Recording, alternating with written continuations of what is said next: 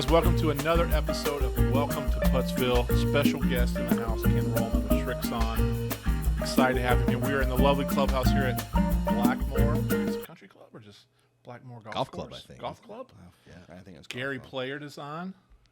Really fun golf course to come play at. So we're going to get into the importance of getting fit. But first, why don't you introduce yourself? My name is Ken Rohlman. I'm a territory manager for Srixon Cleveland Golf, and I'm located here in Myrtle Beach, and I actually handle all the way from Hilton Head north of Wilmington, coastal region. Yeah. So, How long have you been doing that?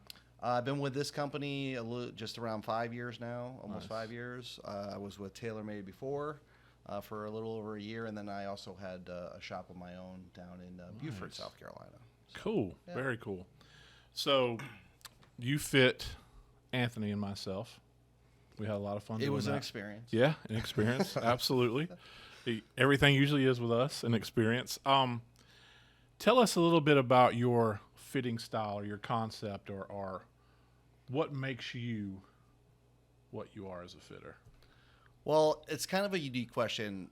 I was in the golf business in the 90s. I was a club professional, and I taught, and I also sold equipment and so forth. And when I got back in the golf business, I want to say it was 2016-ish. I decided my passion was in golf equipment. I love working with the equipment. I love fitting. I love building in the equipment. Yeah.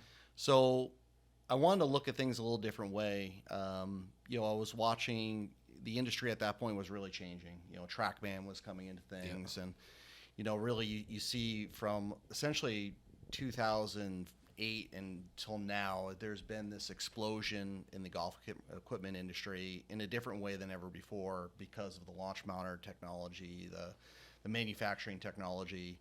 So I wanted to really just step back and say, okay, everyone's been kind of fitting this way, that way, and they're really just kind of looking at the ball fly and so forth. So I wanted to go about it in a different way. Sure. So I did a case study. It was a little over, it took me a little over 2 years. I want to say there was probably more than 800 golfers involved. And I was using video. I was using indoor simulation. We were doing launch monitors, and really the first thing I wanted to find out was how quickly do we react to a golf club being changed. So the lie angle, the length, the profile of the shaft, and I figured if I could figure that out, then Right. when I'm fitting someone, how quickly are they reacting to it? So Now, let me stop you. When you say reacting, what do you mean? Like, explain that part. So think of us, imagine if I was throwing a ball back and forth Okay. to you guys, right? We're going to do that subconsciously, okay? We're not thinking about where our hands are and so forth. Now, when we make a golf swing, yes, we have swing thoughts and so forth, but we do a lot of things subconsciously. Sure. And we actually adapt to the golf club. So either we hold on, we release, or how the club comes through impact, we adjust to that. Right. So I want to see how quickly a player adjusted to the golf club being changed. For example, if I change the lie angle of the golf club or the length and even the shaft flex. And Tour Pro to 30 handicap, it was about the same. It's roughly around 4 to 6 swings. It's pretty Wow. quick. That's crazy. Yeah. And folks that are more athletically inclined or like a little better hand-eye coordination, it's faster. A little quicker. It could actually So be you're 2 or talking 3 swings. that change you're talking is the golfer not changing nothing with their swing, right? It's just you put that equipment in their hand, and now all of a sudden they may be swinging a little more out to in or into out, right? Absolutely. Okay. And what I came to realize was with all the equipment and fitting stuff that I have sitting there, the reality of the situation is I have more control over the golf ball flight and what's going on than the golfer does. Wow. Because they're actually reacting to how I set the equipment up and how the club is set. And so then I was like, okay, now we really want to peel back the onion. Let's say what makes one player swing steep, one player swing shallow. And I wanted to understand, instead of just looking at, think the ball flight is the reaction, okay?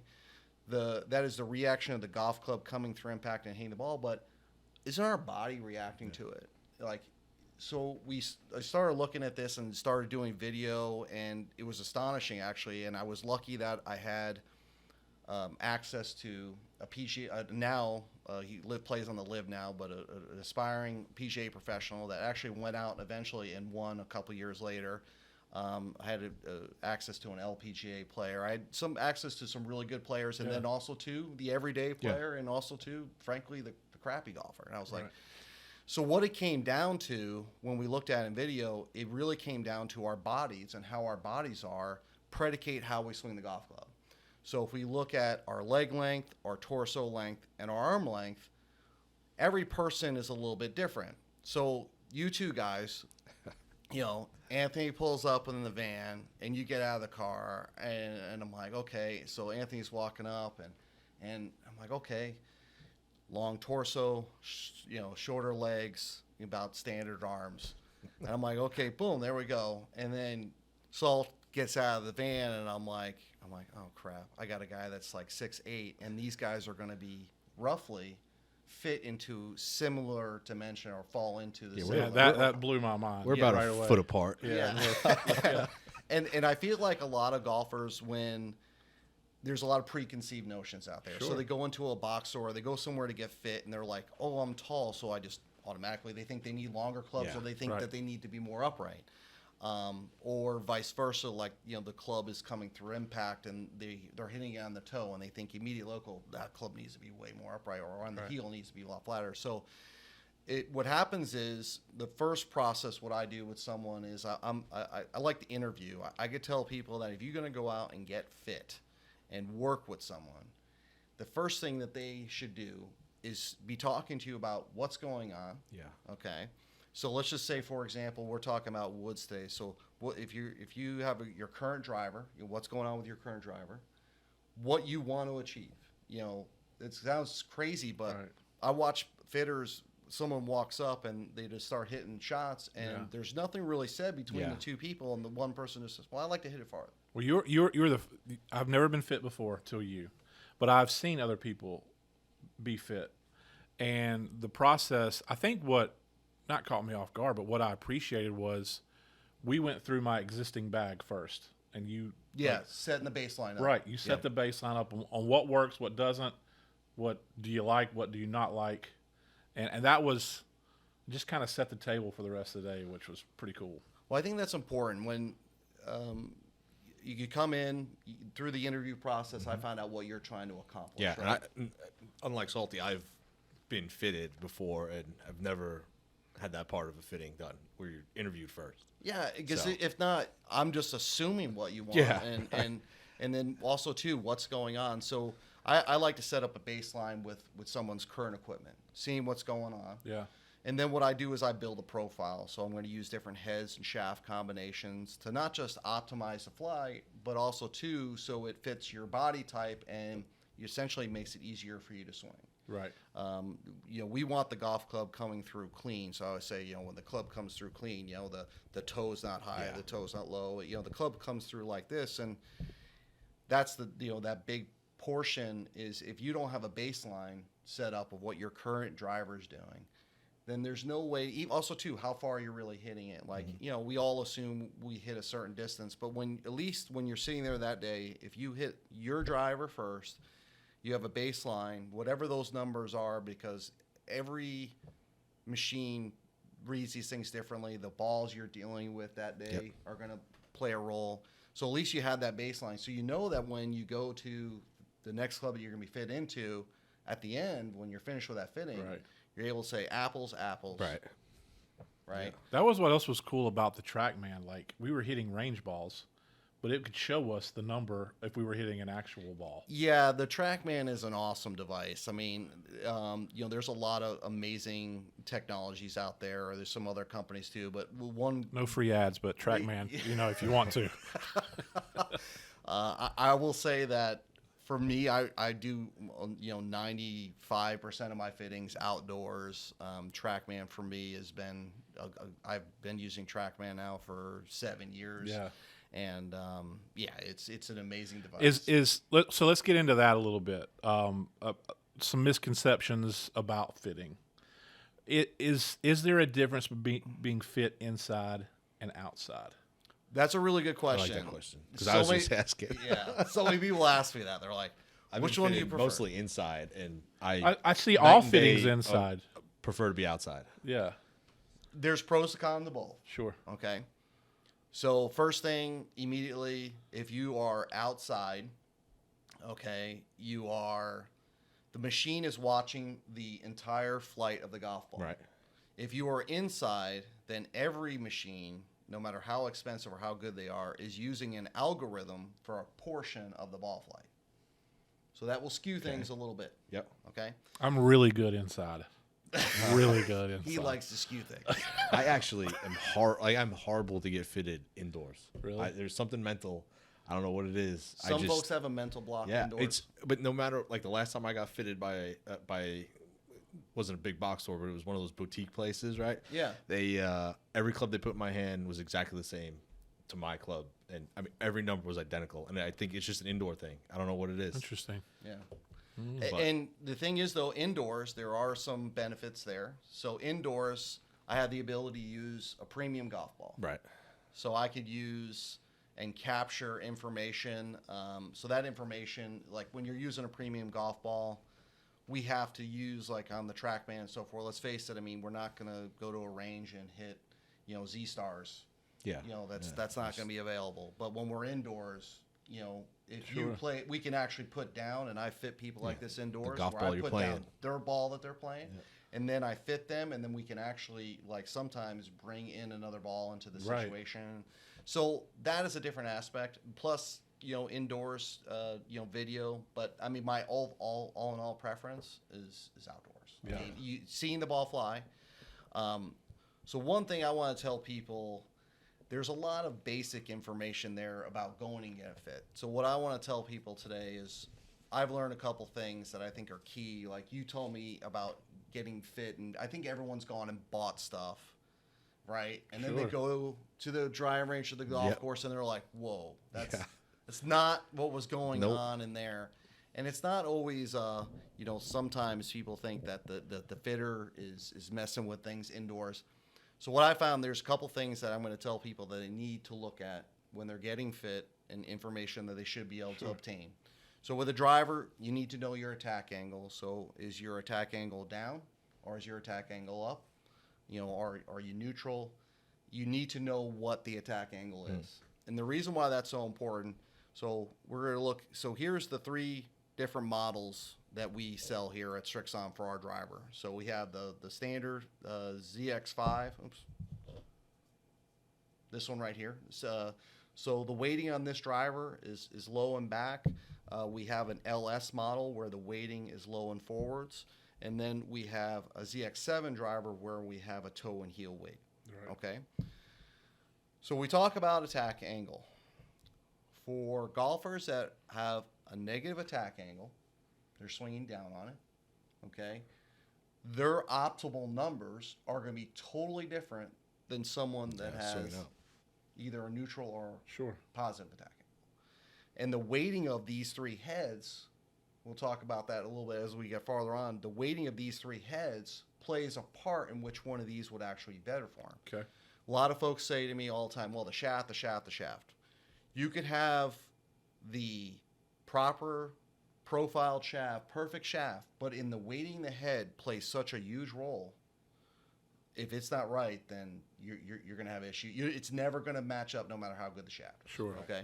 You can't fix the wrong head weighting with the right shaft. Right. That's my opinion.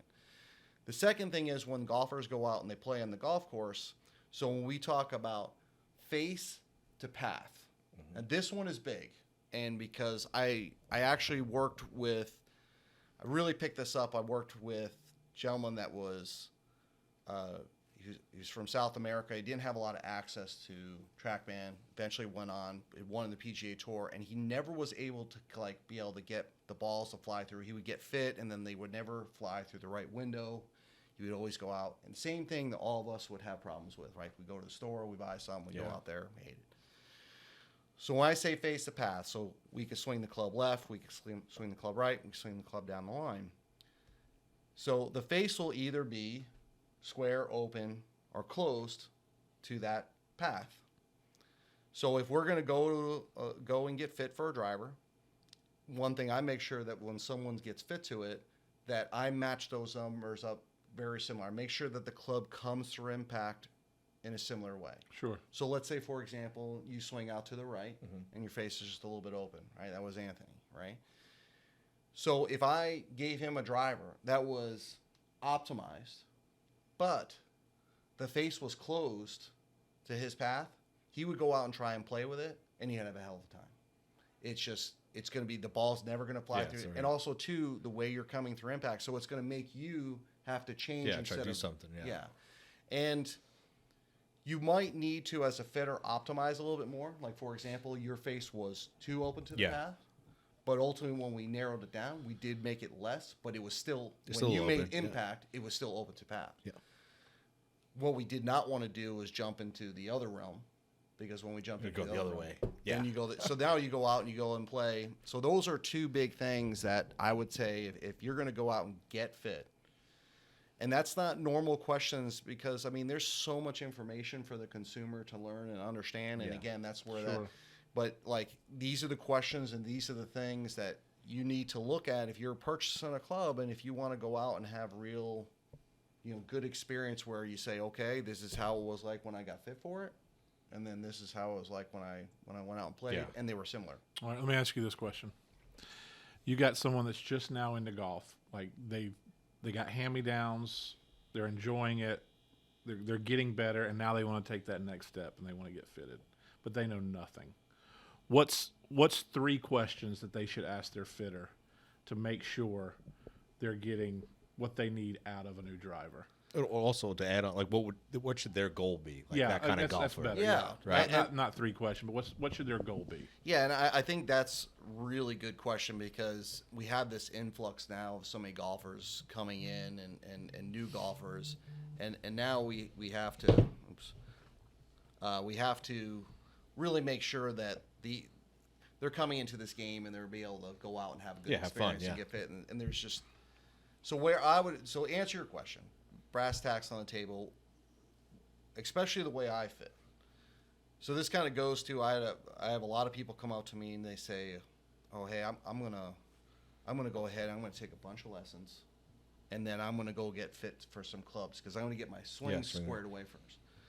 Now, in my opinion, that doesn't work, and the reason why was my fitting system is built upon how your body is set up, which we can't change our leg length, our torso length, and our arm length. Those are just what they are. Those are always going to predicate how you're going to swing the golf club. So, for example, I had a gentleman that came up and he was working with a top instructor. He was, let's just say, was a solid, low teens handicap, and he was trying to get down to a single digit. He was trying the shallowest path. He was trying to come through impact a certain way. So in 6 months, they were able to change his plane 2 degrees. They were trying to get to like 6 or 7 degrees was their total goal. Right. In 5 minutes, we have achieved that. With the fitting. With the fitting. I said nothing to man about a swing. I do not talk about someone's swing when we're fitting. A fitting is a fitting. It's not a lesson. Right. Right.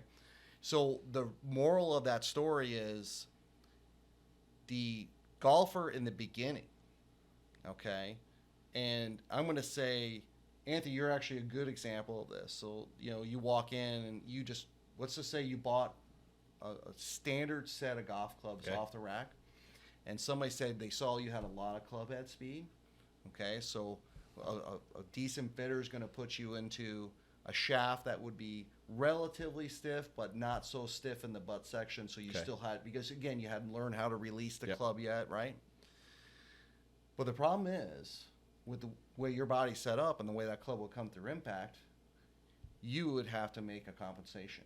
You would never be able to release the club normally. You wouldn't just be able to let go because... And that's going to all happen subconsciously, right? Absolutely. It's just like throwing a ball. So what I would say is if that person is going to get fit, they want to make sure that that the fitter in front of them is looking at the lying of the golf club, the length of the golf club, and that when they leave the fitting, that golf club should be coming through impact clean. Right. So like I know their consistency is not going to be great. But So if you're up there getting fitted, and your fitter says, try to do this with the club instead of just that, you might be in trouble. yeah, immediately if someone says, "Oh, let's work on your takeaway," it's like, yeah. I mean, I hate to tell you, I mean, that's when you look at the person and say, "Okay," you pack your stuff up and you say, "I'm That's going what I mean. somewhere When else." we were working, I was like, I remember saying, I'm going to try to draw this one. And Ken was like, no, just hit it regular. Like, because I was losing the ball a little to the right. And I was like, oh, I'm going to try to. Yeah, you wanted to start I was like, compensating. I'm going to try to draw something. And you were like, no, Yeah. no, just hit it normal.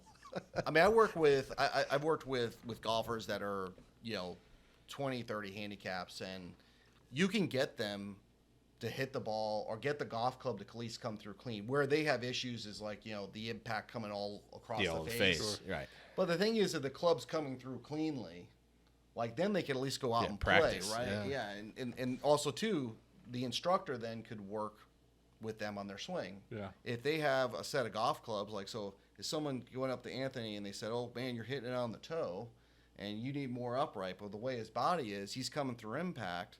It actually makes the situation worse. He has to swing more left and hold on even more. And so he's going to play golf. And why I put this together, I love this game. And in the 90s, we watched this huge boom in golf. And then you watched everything kind of like just kind of go away. And because, frankly, people get frustrated with this game really easy.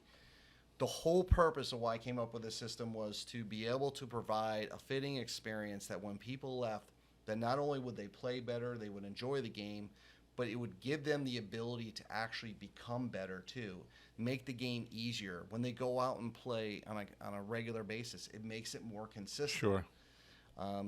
Yeah, I left when I left after we worked together a couple times. It was like I was excited and couldn't wait for like the clubs to come. Like I was so stoked about it, and I mean my confidence is up now too. But you don't which think I didn't have a lot of. I think last year, so.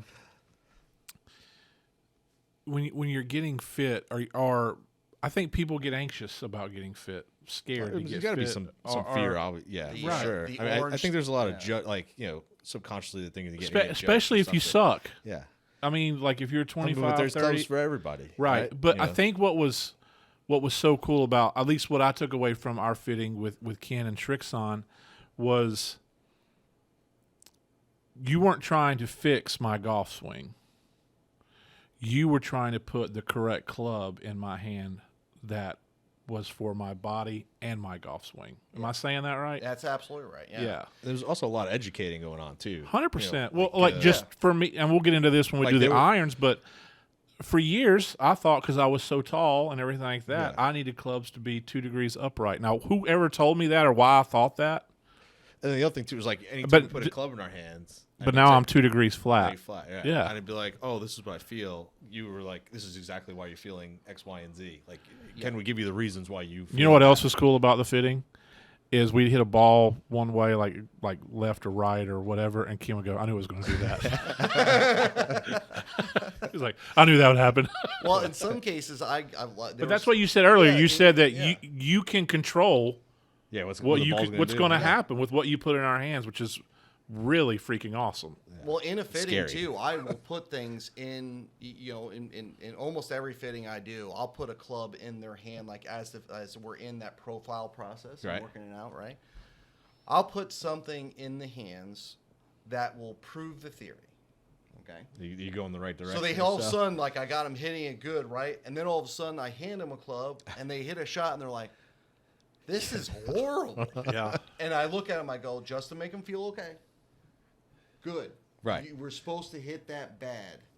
And it does, and when players come up to, I try it seems like the higher handicap, like you were saying, are so freaked out. They see first off, they see a launch monitor. Yeah. And they're like, oh my God, I have to swing as hard as humanly possible.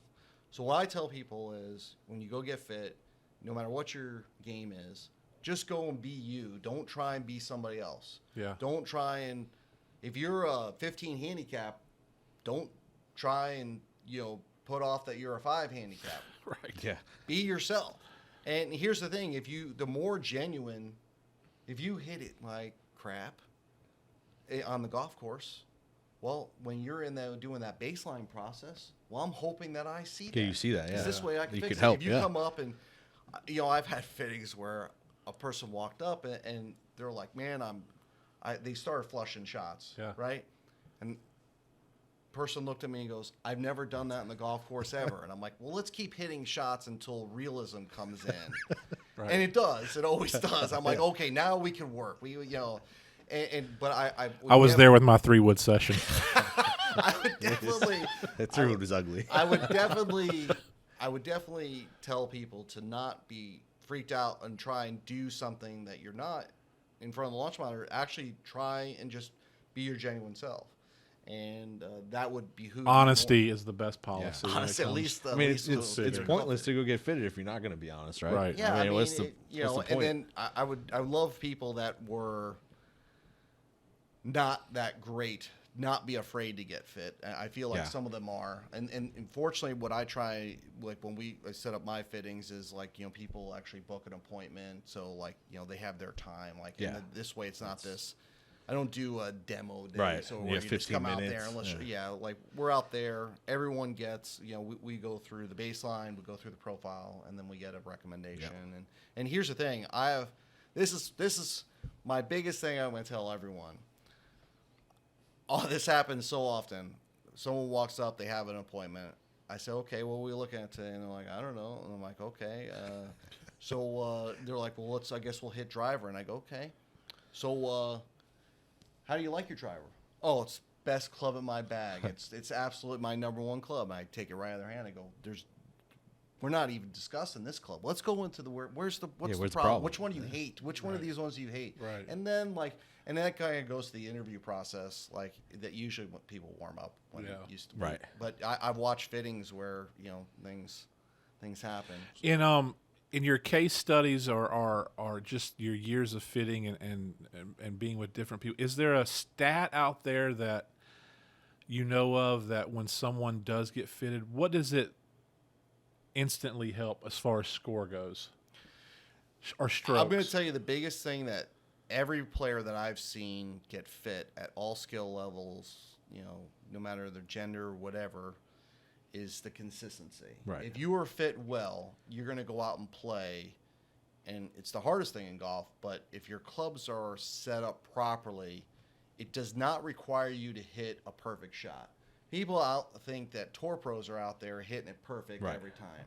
That is we talked BS. about this. Yeah. Tour pros go out and they play a round of golf and they're hitting 7, 8, like solid perfect shots. The difference crazy, is a tour man. pro can hit a shot that's not perfect and they can have a look for birdie. Right. And Ben Hogan said that he only hit 9 perfect shots around, and he's one of the greatest ball strikers ever. I've gotten to work with folks that are great ball strikers and some that are not, and the reality is both of those two the whole mythology of the strike has to be perfect and all, we're all trying. It's a game where everyone's trying to be perfect. You don't have to be perfect. When your clubs are set up right, I mean, I've hit shots before where I hit it, I'm like, that's not perfect, but you walk up there and you got a 5-footer, and it's because the club came through impact clean, and with today's technology, it allowed you to get away with it. I was going to save this for the irons, but I feel like because we're talking like this, I feel like I need to share this story real quick. All right. We were playing we played Sunday, right? River's Edge. Yeah. I don't remember what hole it was, but I think it was 12. Anyway, I was just off the fairway. It was a 155-yard shot, bunker on the left. The hole was back behind the bunker, and I hit a horrible golf shot. But when I thought, well, that's in the bunker. It's in the bunker. I didn't catch it all. I didn't catch it right. But I believe because my clubs were set up the way they were supposed to, I was still able to carry that bunker and have a play at par, which I thought, man, 2 years ago, that thing would have been fried egged in that bunker. So I think, I guess what I'm trying to say is I'm starting to see that my clubs are set for me properly. So even on my mishits, they're still in play and giving me a chance to save par or save bogey or whatever. Absolutely. And I could tell everyone out there, tour pros at the very highest level, I could tell you one. I'm not going to mention the Tour Pro's name. This is a major champion, a guy that was in the top 5 in the world, was on tour for 20-something years. If you look at his strike pattern, it is ever so slightly on the toe. The guy never really hit it in the center of the face. Wow. And the funny thing is, when you talked about this player, people would always be like, the most unbelievable ball striker. And the ball striker. And you looked at the strike pattern, and you're like, yes, the strike, the compression is good, but that's a toe shot. Yeah. You know, brass tacks on the but Maybe it should have been most consistent. Yeah, most consistent. Not ball striker. Yeah, I mean, you know, it's all relative. And that kind of comes to, so I'm going to, this is the next piece of advice I'm going to give. Sure, go for it. So, for example, when you go and you're going to get, let's say, we're talking about drivers, right? So if you're going to go get a driver, it's real important that the fitter gets the driver that is set up for the job. Now, we talked about, you know, your attack angle and then your face to path and so forth. So, like, we have 3. So this is ZX5. Mm-hmm. So the weighting on this one is backing up. Okay, I'll explain why that's important here in a second. Then you have the ZX5 LS.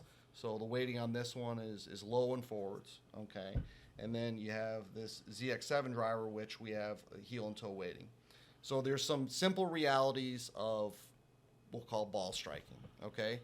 So if you take the middle of the face and if you hit towards the bottom of the face, okay, that is going to, at impact, right, the top of the golf club goes forwards and the bottom of the golf club goes away from the target, right? And that adds spin. Yep. Okay? So we're not talking side spin just yet. So what happens with that weighting that's, for example, these 2 models here, so this model, this ZX5, the standard model, has the weighting in the back, okay? That's not going to help that low shot as much. Right. However, if you have a negative attack angle, it will be, this golf club would be the better one for you because the weight is up and back. Right. And what happens is with a lot of folks with negative attack angles, they buy an LS model, and most negative attack angle folks are generating more spin than they should, so they're always like, man, I can't get under 3,000. But the reality of the situation is the low spin model, okay, if the club's going down like this, it has that weight all low and forwards. Well, now it's underneath the ball. You, right? Pick well, up spin? What it's going to do, it's going to help the face not kick like this. But right. The problem is the CG now is below the ball, so that just a simple, it's going to make it go up. Yep. Okay. So what happens for that negative attack angle player is they should look at a golf club that has a weighting that's backing up as well. Right. And because it puts the weight on the intended line, now all of a sudden you're starting to see, well, wait a minute. This is spinning less than the LS driver. Right. Then you go to the exact opposite situation where you have someone that's swinging up on it, right? So then you have someone swinging up on it. Now you see that weight forwards is really, that you actually need them to have that weight underneath the ball. Like the ball's going to come off very low spin. Yep. So with the weight like that, the one that swings up, is it going to level the club out more? I wouldn't say it levels the club out more, but what it will do is think of the club moving in this direction. So like the toe going, or I'm sorry, the face like going up and down like this. Right. So what that will stop, or what this will do for you, is it'll stabilize it. I could tell most golfers, if you look at where you're hitting it on the face, when you're going to go in, so again, the kind of the things you want to know when you're getting fit for a driver, your angle of attack, your face to path on your current driver, because when you buy the new one, you want it to be similar. Right? Yeah, you want to make sure it's similar, because if not, you're going to go out and you're going to have a bad experience. And then where are you hitting it on the face? And because that also too, so we talk about, so this the ZX7 has toe and heel weighting. So now we talk about, well, you get a strike on the toe, strike on the heel. But then also when you have toe and heel weighting, what that gives us the ability to do is, I call it the door effect. So we can make the door think heavier in the toe, so that would make the face or the toe heavier. So now it's harder to close it. So now you can't hook it. So now it's going to be a little more fade bias, or vice versa. You put it on the heel. Now it's going to help you shut the door because the toe's lighter. Right. So the weighting on these 3 drivers is all completely different, but they're going to be proper for each individual golfer depending upon what situation they run into. Right. So that's why there's just too many folks out there, in my opinion, that are not focusing enough on the head, what it's trying to do, and what's going to do for them. Yeah. And you really got to peel back the onion, because there is no right answer. You could have a negative attack angle, and the LS head might actually be perfect for you. Right. But you have to really look at it, and that's going to come into play, like where you're hitting on the face. Like, you can have a negative attack angle, but you get hit high on the face. I do feel you said it earlier, because we're nerds. Like, we like to nerd out on equipment, and all this, and for years recently it was like shaft. Yeah, shaft. that's what I was going to get into. You never really heard weighting in the head so wrong, much. Like, you got to have the right shaft. You got to have the right shaft. I could tell you this. I have a shaft problem. I am a shaft junkie. I agree. If you They're come beautiful. in my garage, I have hundreds of them. I've tried everything. The shaft plays a huge role. Right. So kind of getting into like what we look at next, the shaft, the shaft profile. So when I say profile, if you took 10 stiff flex shafts, all 10 of them are going to flex differently in the tip, the body, and the butt, right? A lot of people think that the feel of the shaft is the tip. That's not true. I learned that. Yeah. The feel is all in the butt section, right? The stability is in the So tip for section. those that don't know, explain tip, butt. What part of the shaft are you talking about? So the butt is, think where the grip end. Okay. Tip is what's going into the club head. Right. Okay, and then you have the midsection. Sure. In between. The tip section of the shaft essentially is controlling the stability.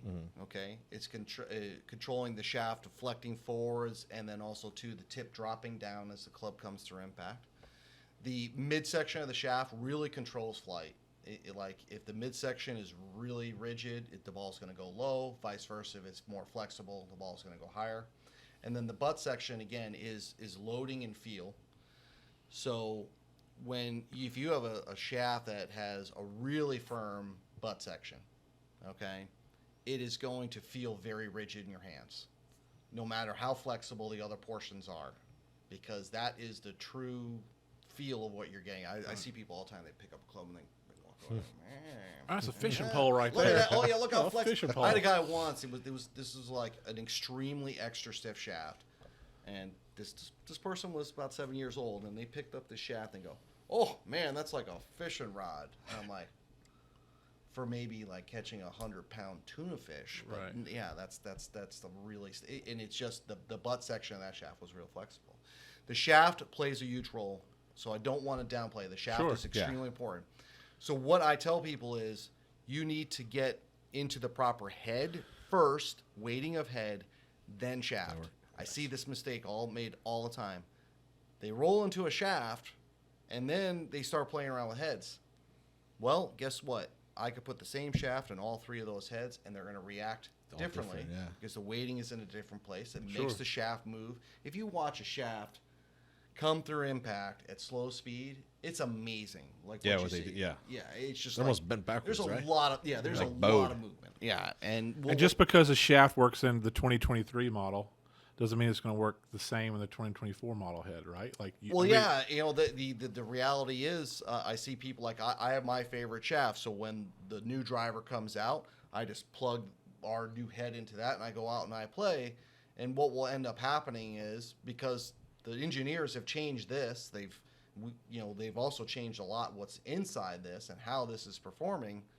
So that shaft is going to play a totally different role. So it might not work. Yeah. Now, what I tell people is, when you're first, like, if you have a brand new driver, if you have a Srixon driver, and you're going to go into a new Srixon driver, I definitely pull out the shaft you got fitted for. If you like it, if you're like, it's something that, hey, I love this thing, put it in there. Try it. Might need some tweaking. Might be in a situation where we look at the face path. We might change the line angle. We might do some things that we did not do with the previous Sure. head. But we might get in a situation where we're like, hey, that shaft just is not going to work. Yeah, that was another cool thing with the Srixon drivers, is that you could set them flat, right? And a little upright Yeah. in the settings. There's so many, for a long time, so many drivers were getting so outrageously upright, like over, like, think the line angle in a driver is, roughly 60 degrees. Ours is, now a lot of companies are starting to realize, the high 50s. And so what's happening is, the clubs are also getting, the OEMs are making the shafts longer. I mean, Yeah. drivers now have reached there's 45s in 3/4. That's it. The OEMs are that's gonna be it. We've maxed out, and the USGA has made that. So what's gonna happen with a driver as it gets longer, just like an iron?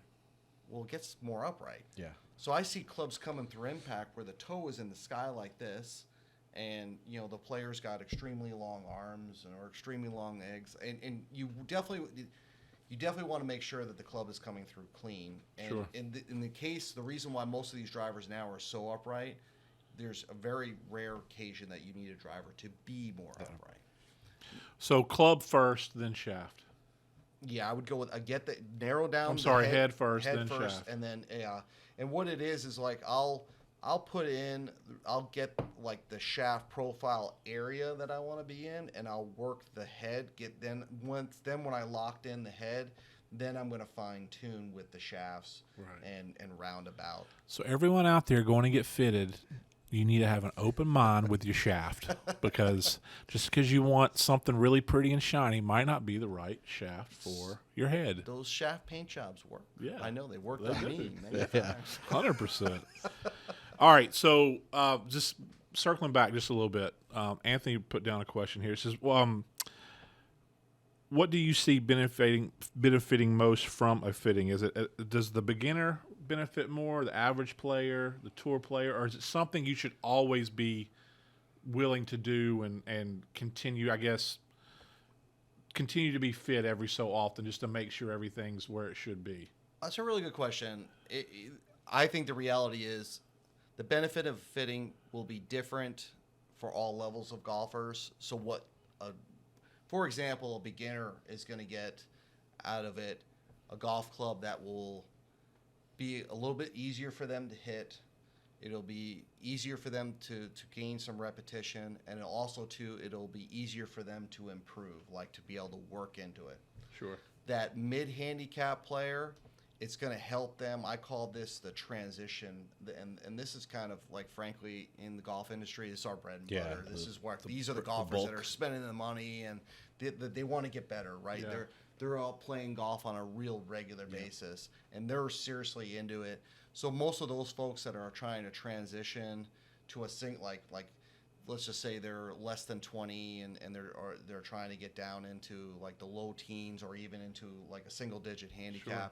And the ironic thing is that group there, like that 5 to like 18 honey hole, we'll call it, those golfers there will actually see, I would say, the largest benefit. Like they're gonna like I'll get a text message from a golfer in that paradigm where they'll be like, whoa, like this was, I dropped, it's kind of like a really large person losing 50 pounds. It's just easier when you have a lot more. So like when you had all those extra strokes that are just being wasted. Yeah. It was easy for that, for those golfers in that group to be able to come in and gain. You see the largest gains from that group. You give me especially like you gave me I'll tell you what, you give me a 15 handicap that they were never fit properly for their body profile, for the leg length, the torso length, and the arm length. And Salty golfer. Yeah, salty golfer. and we can do some serious damage to their handicap in a good way. We can really drop some scores. You ever go to walk up and down the line at the driving range before, and you're like, yeah, I can fix that guy, or this guy doesn't. This guy's got the wrong clubs. I think does that kind of drive you nuts, or something that eats at you? The funniest time is when I'm sitting there. I was at Top Golf the other day, and I'm watching this thing going on across from me, and I didn't want to go and say anything, right? So I'm just watching it, and so then the person actually walked over and go, man, how do you hit the ball straight every single time? And I'm like, I just want to tell you, I'm not preaching myself here, but I'm like, you need to go get fit. I don't know where So he was grinding at Top Golf. He was grinding hard. Oh, at Top Golf. Yeah, this guy was working hard. This That's guy awesome. was working hard. He was into it. I give him a lot of credit because he was Yeah. really into it. So, and I love seeing that. Yeah, you gotta show up. You know, right? I have a real passion for the game. That's why I came back to the golf industry, and that's kind of like what I do. The whole purpose of what I do is I want more people to play. I want to more people enjoy the game, stay in the game, get better. And So golf's what is? hard. Yes, golf is very hard. Golf's What do you get? This is more of a personal question. What brings you the most joy as a fitter? Is it getting someone to that next level, or is it like you fitting someone and you literally see the light bulb go off in their brain about how good of a decision it was to get fitted? Or is it like that one shot during the fitting that is totally different that they never saw before, and that's when Right. the light bulb goes off? I think my And they're favorite. like, whoa. Yeah, my favorite thing. That happened to me. I was like, holy shit. You said, and I quote, "I've never heard one like that before." I never felt one like that. Oh, that's before. right. I never felt like one Yeah, like I that remember you before. hit Yeah. that. It was nice to see you pump out a bunch of them, And I just didn't even like see it it. afterwards. Yeah. But I think my favorite thing is when I see people afterwards, or they text or call me, or they somehow relay to me that the performance that they're getting after working with me, that it's something completely different. Like it's never been this good. Yeah. It's never been this consistent. Right. I mean, to me that means a lot. What verifies what you're doing, right? Yeah. I mean, I work with, at this point, I've been doing this system now this way for, almost 7 years. And I feel like the consistency that I've gotten from it, there's outliers in everything. But like last year, I could tell you that I worked with about 2 people that didn't fall into my system. And ironically, Out of how many, roughly, guesstimate? I figure, I probably did. Well, it's a good question.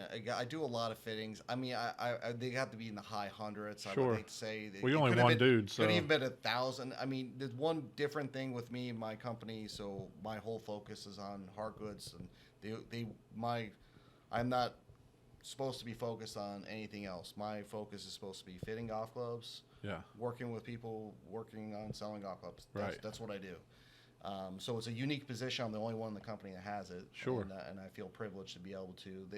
we feel privileged too. Yeah. Ken, I to think know they you picked the right personally. guy. Yeah, 100%. Well, I truly love this stuff. I mean, I'm a true golf geek. I love working with the equipment.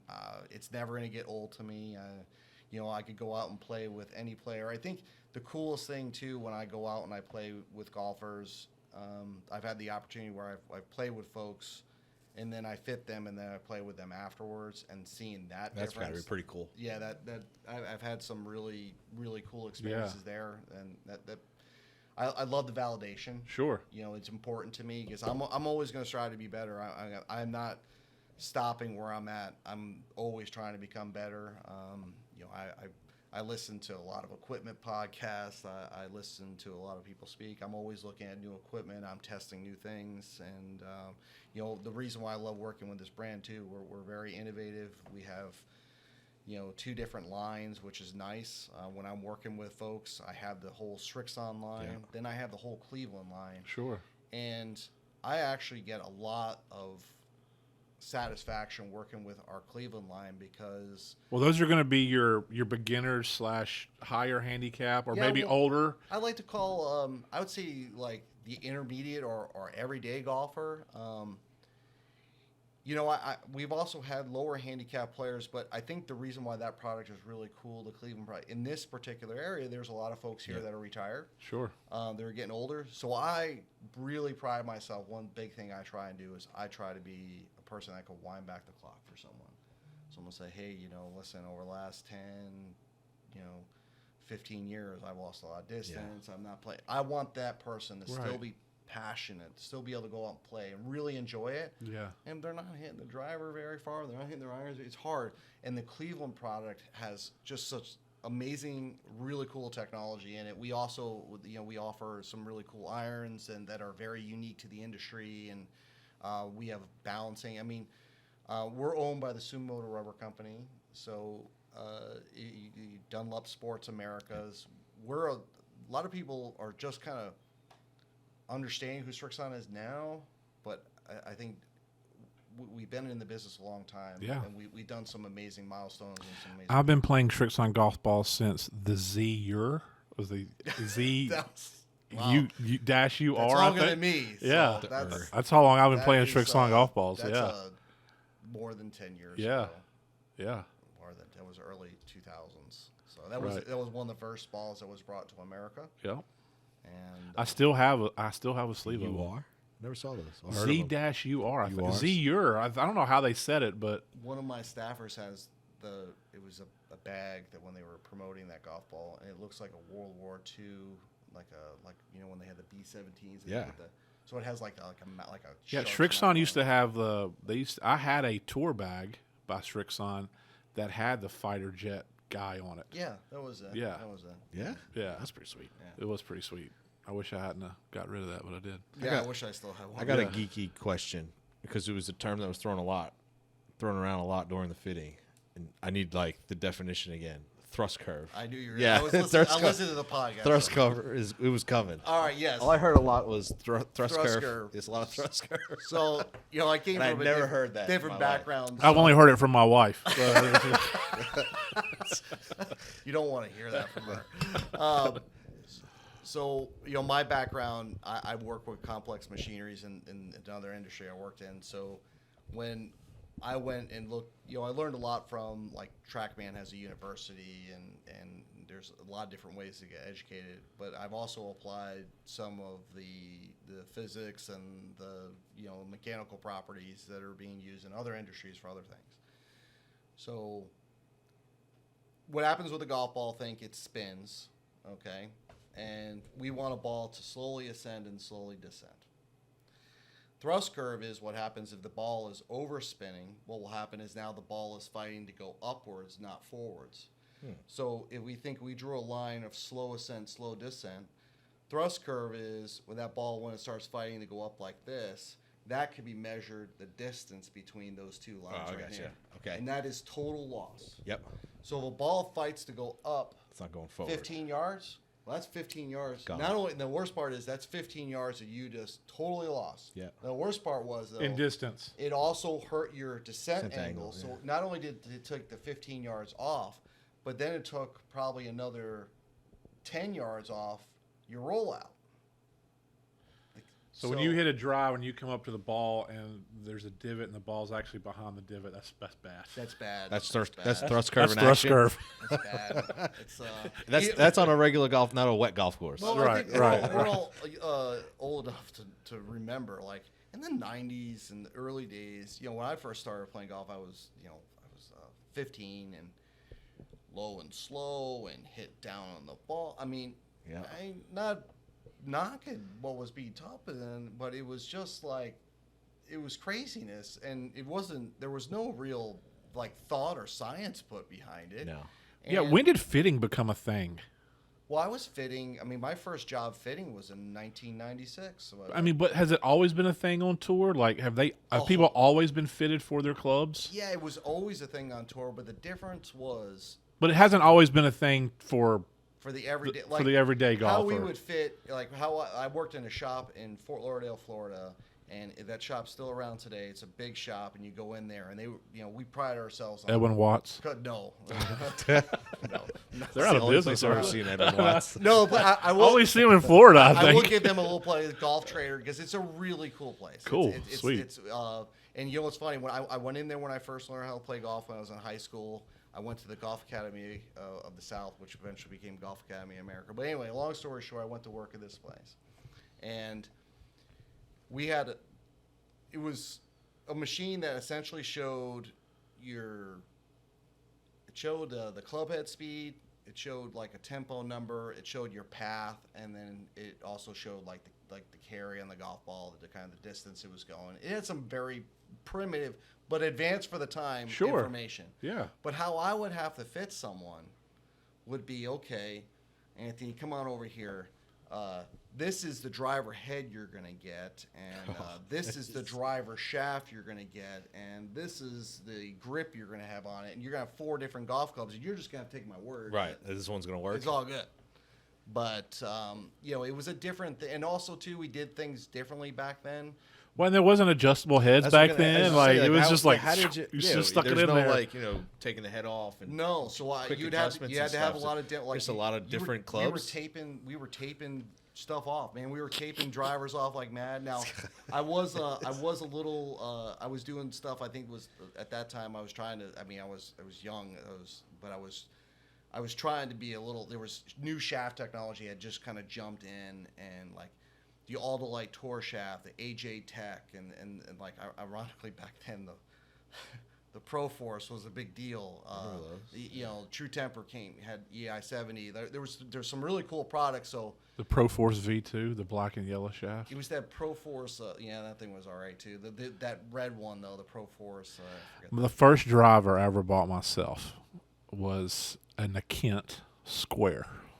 Remember Kent? Wow. Remember them? Oh, I remember it. That and I always wondered who bought that driver. It was just me. You know why I bought it? Because I loved the colors of it. It was like neon green, and he's a color guy. It sounded like a cannon going off when you hit that thing, but it had a black and yellow Pro Force V2 shaft in it. So you know how some of these things now have like a screw or something in there, right? So we were playing, and a buddy had a new driver, and the screw fell out. Yes. And that thing sounded like a cannon going off. Because the Absolute screw came cannon. out? It was the loudest thing I ever heard. Oh yeah, it was. There was like a screw down in here. It was an actual screw. Was it It wasn't a Srixon head, was it? I think it was a ping. No, or what something. happens is if you remove this weight and you have that hole. Yeah, it was the hole. Yeah, it was open. All of a sudden, oh my God, yeah, it was like the sound deafening. The sound's gonna be putrid. It's gonna be bad. All right, It was so loud. as we're wrapping, let's get into me and Anthony's fitting. Can I ask one more question? Sure, go for it. About the fittings. Sure. In technology, what do you think's made the biggest jump in fittings? Shafts or club heads? Yes. I feel like shafts have come a long way. Shafts have come a long way. Like but there's to be so honest with many you, of them too, now. If you understood like what went Into those? this, Is there more R&D in this than there are shafts? no, I'd say Or it's just similar. completely The different? shaft companies spend. It's just different. The thing is, like the shaft companies are only like we make heads, right? We don't make shafts. Yeah, you don't make the shafts, right? So you're Well, the thing is, like, we use shafts that a lot of the other OEMs use. So that's a good question, but a tough one. I would say they're both. I would say they're both have made I'd leaps say and they're both bounds. like light years. It's like what the shaft companies have done, but then also too what we've done in the OEM field. The clubs that we have manufactured, it just blows me away the technology and what goes into this particular product and like manufacturing and making this particular product and selling it. Some people are like, oh my God, drivers are $500-$600, but if people saw the level of what it takes, inside. it's one thing to make one, right? Yep. But then to mass produce thousands of these, have them come off the line With the and quality control. Yeah, Yeah. essentially it was exactly the same. And a lot of people don't realize these are, when they come off the line, they are very, very similar. Like when I say very similar, I mean like we're talking microns. With the tolerances are extremely tight. The manufacturing processes are really changing. I think, with the potential rollback, what a lot of people don't realize, most golfers, depending upon how this is all going to pan out, in my opinion, they're not. The everyday golfer's not going to see it, almost anything at all. The reality is that Q-Star Tour, that's probably almost a compliant golf ball. A soft field, like a 50 compression, 70 compression golf ball is almost compliant or compliant.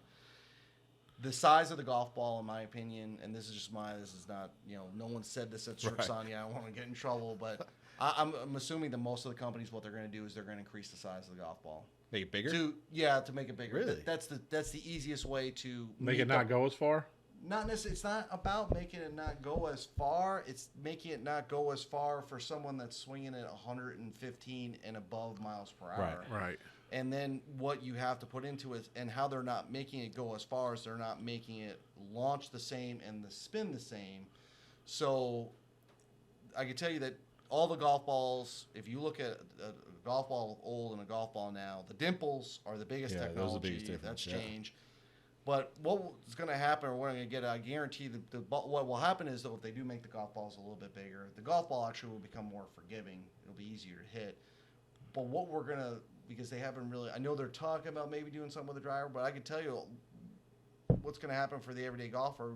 Probably most of the time, what we'll have to probably bring back is some, we'll offer a 7.5 degree head again, and some lower loss. But what's going to end up happening, the way these OEMs, and the point I'm getting at is the OEMs and the R&D and what they put into it is rocket science. It is what is probably found.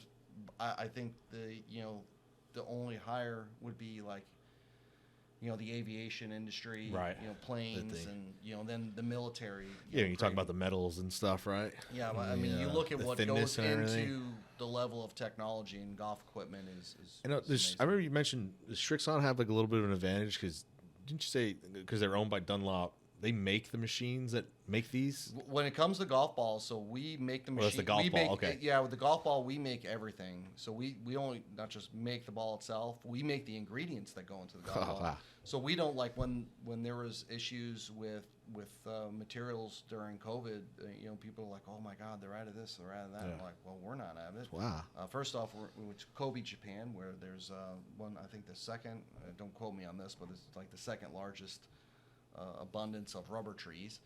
And we have more golf ball patents than all the other companies combined. Wow. Our greatest piece of technology, the greatest thing that we do is this right here. This is in my opinion, this is the biggest thing that impressed me with this company. I was playing with that golf ball before I came to work with this company, just because how impressed I was with it. Me too. And you know what? If you watch how many players on all of our tours, the majors that have been won, kind of lost count now, but I think in the last 5 years, it's astonishing. Where does it rank at right now? Is it pretty high up there as far as, like, I'm sure Titleist is number one, but as far as on we're tour, currently sitting in market share right now. We're number 4 in market share, so we're right behind TaylorMade. So it goes Titleist, Callaway, TaylorMade, and us. It was for a long time Titleist, Callaway, TaylorMade, and Bridgestone. Yeah. And we have now, it's been more than a year that we have been in the number 4 cool. spot. We've also creeping, baby. You look at Creeping.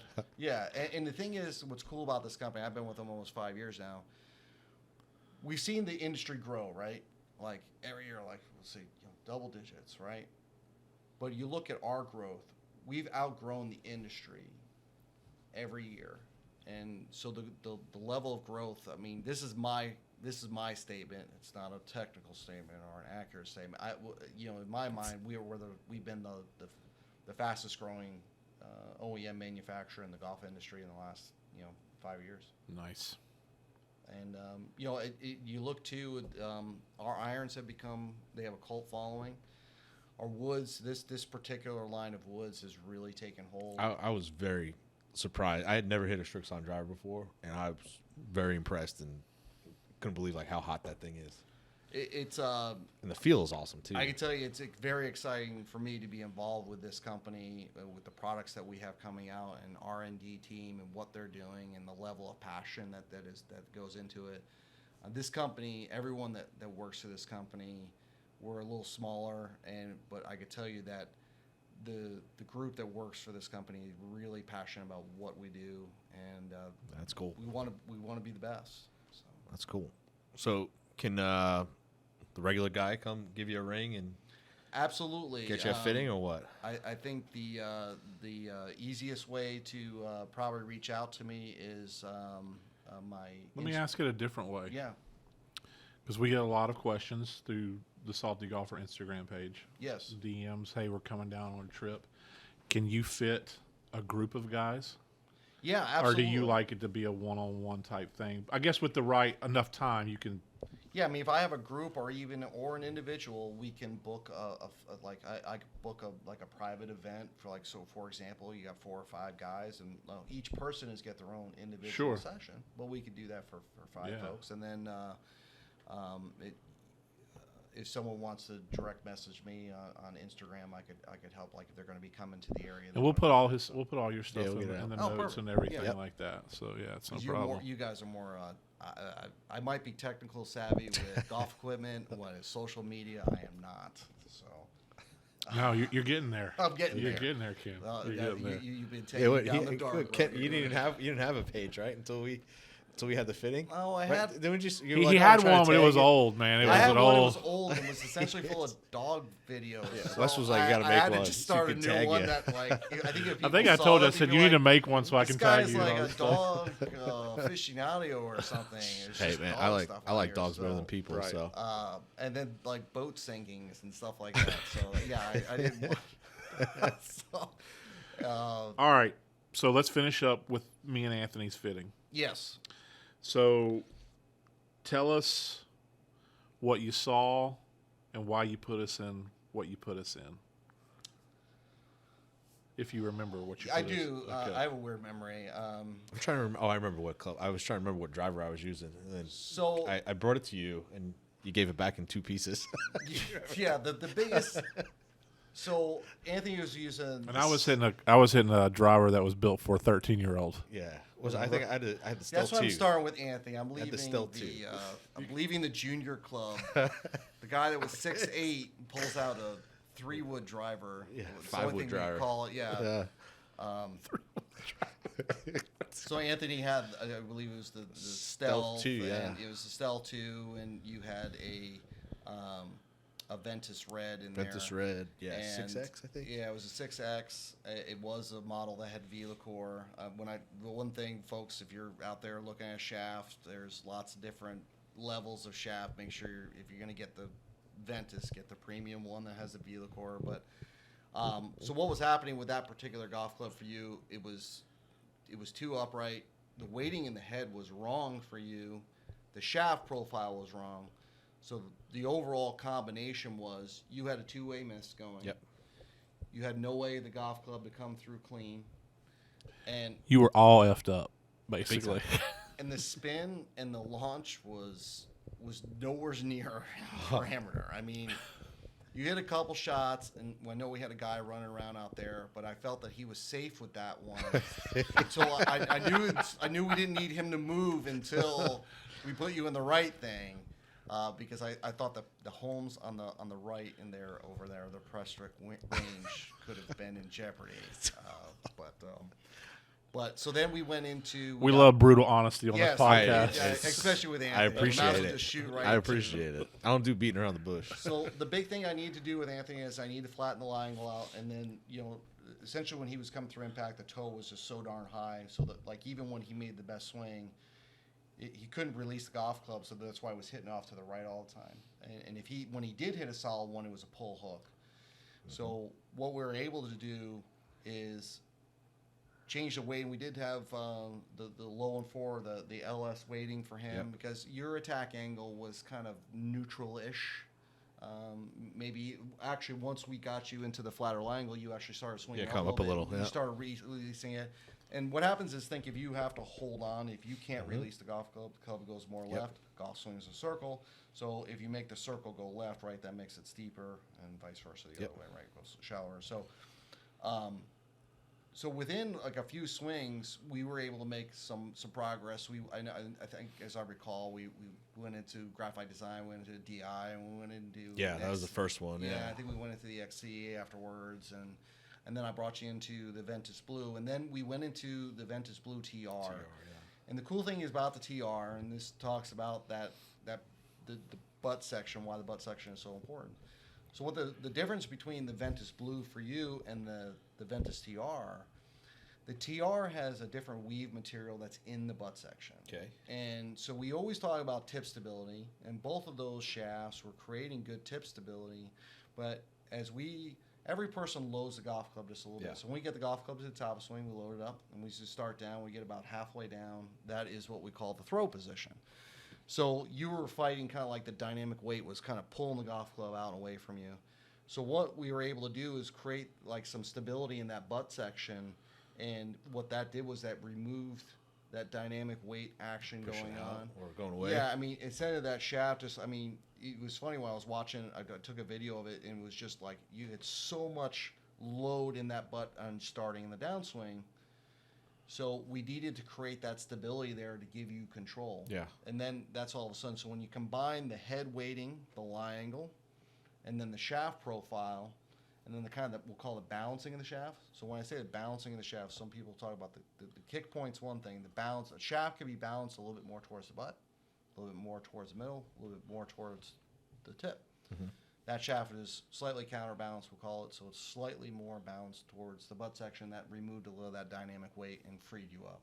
All those things, what they did was the club came through clean, Yep. less deflection, less tip drop, and the best part was you were actually able to release it and let it go. And that's where the reason why I was able to pick up so much distance between your gamer and the one we fit you for is, the easiest way to say it is like you were holding on for dear life. Oh, yeah. And there's no way you're going to swing at optimal speed if you can't just let it go. Yeah, you can't let it go. Right, exactly. When I'm fitting someone, and if I say to them, okay, hit it, whatever club we're trying to fit, I ask them to always hit a shot. I said, just let one go. Not try and kill it, but just full release. I want to see what happens when you fully let one go and fully release it. And it's a real telltale sign.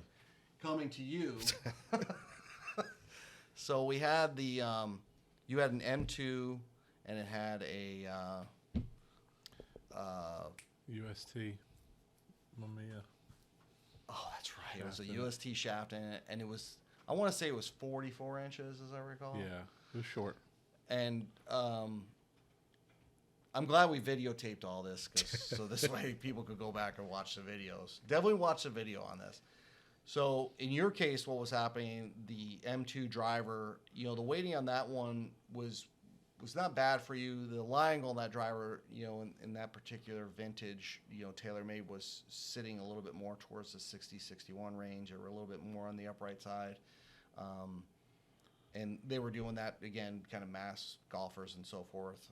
And also, too, the clubs were slightly shorter then. So I believe that driver's standard length, my memory's a little, it should have been 45 and a half, something in that range, 45 and a quarter, 45 and a half. So what we need to do, first off, when you have a shaft that short, you lose leverage. When you lose leverage, well, now you have to work twice as hard. Right. All right, and so you were working really hard. So you had a driver that was, it had a real, it was kind of stiff in the right. The shaft had the right profile and so forth. But there was just so much stuff going on. It had no swing weight, so you had no head awareness. Right. And so I tell people that when you're swinging a golf, Well, will you club, just repeat? I did have the right shaft in there. It just wasn't long enough. Yeah, the So shaft my was, shit was not as bunked as his. It's just funny that It was he just for a created 10-year-old. It's I'm just not funny a that 6'8" man. he created this club to help himself, and he was actually making himself work harder. Yeah, well, and but the- in my harder work, I was hitting more fairways with it. But I just that was the funnier part. You're like, okay, in my mind, this club's shorter. I'm going to hit more fairways with it. And mind you, yes, the man was Wes in does a lot danger of on the that. driving range, but the accuracy was not what it could have been. And your spin number was outrageous. thank you. So, because you guys had a similar body type, we did the same thing where we flattened the lie angle. Again, shorter legs, longer arms, shallowing. You're always going to predicate to be shallow through impact. Your swing planes were both in the. Yours was in the low 40s when we were finished, and for you, for your height, you were in the mid 40s, which is extremely shallow, especially for someone. That's not Is that bad. good? That's a good thing. Yeah. Thank you. I could tell someone's handicap by their plane. Like someone will come up to me and if like they Well, say, oh, 3 handicap, and they're I was 52 on playing a with their podcast last week and totally lied about my handicap. driver. by accident. It was not on purpose, Well, but remember, in golf, you're supposed to be lying somewhere. He lied a lot. I think you're I think I said I'll have to go back and listen to I think this podcast. I think I said I was a 2.6. I'm actually a 6'2". I completely reversed it. But anyway, I if someone calls me out on it, I will. Especially people are lying the other way from what I Yeah. get. Right. I don't want to be a especially here in Myrtle Beach. Yeah, when you're not, trying to make a not buck. bashing Right. Myrtle Beach. I I've said- lived here a year and a half now and been coming here for 5 years. Oh and no, I've been. I said, Wes, you know they can look that up, right? Like, It's like, yeah, of course they can. Of course they can. There's technology. Yeah. yeah, Buck. Yeah, I told Buck that we were talking about Buck. He was like, yeah, you get an email every month about it. Right. Sure do. I think I just reversed the numbers. So sorry. Well, with you two, we brought back the length. And then for you, we actually used the Ventus Blue, not the TR. And what the Ventus Blue did for us, for you, was we had issues with bringing in stability, but then having a shaft too rigid. You also, you load the golf club totally different than anything does. Your load, when you look at your swing, it kind of generated, you generate your club head speed over a larger area. He generates his club head speed over a very small area. And I hope Does it have to do with size of the man? It's just, no, it doesn't. The better man you guys, does it in a smaller area. Yeah. Well, this is my point. You guys always said I should be driving it 40 yards past y'all because I'm so big. I don't think that's necessarily true. He hits it way farther than 100%. for his size. But it's his yeah. muscle fiber, his fast twitch muscle fiber.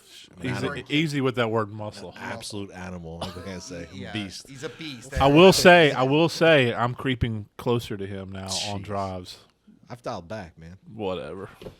So my game Meanwhile, has- he's talking to me about speed training. Right. Yeah, because I want to be crazy. That was the You got funny me all part. excited about yeah, it. when I talked to him about speed training, I'm like, I'm older than you. I don't hit it nearly as far as you do. I'm speed training to get up to where you're at, and you're like, oh, I want to hit it even farther. Well, I'm not speed training, and I'm gaining on him. Yes. Well, and the biggest thing with you, we had to set up the golf club where you were two hands on the steering wheel hard with the driver. Like, if I just said, hey, we picked out a target, and I said, hit to that target, there was like, oh my God, I got to guide this. You could not just freewheel a shot. I asked you to hit a freewheel drive, and you couldn't do it. Right. I was like, no, release one. Yeah. Let the golf club go a little bit. And it was Scared for everyone's life. Well, it was extreme. You would come up with either an extreme pull or a push, and then the spin, you had the thrust curve, so it looked like an F-16 taking off, right? Yeah. So the flights that were coming by, there was some. That's Wes's ball. There were some planes that were dangerous. The person in 7C was able to read the golf they're ball, the practice on the golf ball. I'm a little hungover from being in Myrtle Beach, but I could have sworn I just saw him. I swear I just saw a yellow pinnacle go by. I think what you stand out though is when I told you about how quickly people adapt. You saw how once I got you into the right club, length, lie, and the shaft profile, even in the right area, all of a sudden we started getting consistency results. Yeah. And you were able, once we changed the lie angle, you started releasing the golf club and then freed you up. So now we took away. Explain it to anybody new that is watching or is new to the game. What do you mean by release the golf club? So when you're coming through impact, if you're coming through impact and you have to hold on for dear life, so instead of just letting the golf club release, so think, as you come through impact, the club face is square and then it's closing, right? So it's going open, close like this. So if you're essentially releasing through, your hands are supinating and your wrist is pronating and so forth. So you have an actual release. Right. So the difference when holding on, you see someone coming through impact and you see this. Yeah. Where the wrists are not doing you don't see any deflection in the wrist at all. All you see is just hold on for dear life. And usually what happens then is we start getting scooping and things like that. So I say, what does it feel like to release a golf club? So just set up, hit a shot, and when you come through impact, you're not trying to steer the golf ball. You just let it go, and the ball flies on the intended direction. I think that would be my easiest explanation of releasing. Most folks, when I tell them they have to hit a shot to a target, they are trying to guide the golf ball there. when the clubs are set up properly, you should be able to release the golf club and the golf ball will fly in the general direction. Sure. Depending upon your handicap. I mean, a 20 handicap, obviously there's movement, but at least the golf ball is going in that general direction. Correct. Right. And I see this all the time. Like I walk down the driving range and I see a golfer and they're just holding on for dear life, right? And they're hitting this big cut slice, and the person's pretty athletic, and you look at that person, and I'm like, they're gonna get sick of golf and they're gonna hate this, and hopefully they go and get fit, and then you get a couple of good lessons from a good pro, and they'll enjoy the game a lot more. Yeah. So, Well, gentlemen, I think that wraps up session 1. I think so. 2 more parts to this pod. We're going to do our iron fitting and then our wedges, and get into some probably golf balls and the wedge fitting too. yeah, the golf ball fitting portion, I can tell you that the golf ball is the most important piece of equipment that you will purchase. It will make the fastest impact on your game, and it's probably the most underlooked at thing for the everyday golfer. They just go in, they buy by price or whatever, or their friend, or what they saw an ad. Awesome. Well, Ken, thanks so much for coming out. Hey Thanks guys, to really enjoyed working with you. Thanks for having me. It was awesome. It was a lot of fun. thanks to Blackmore for having us out, and we'll see you on the next one. Awesome. Peace.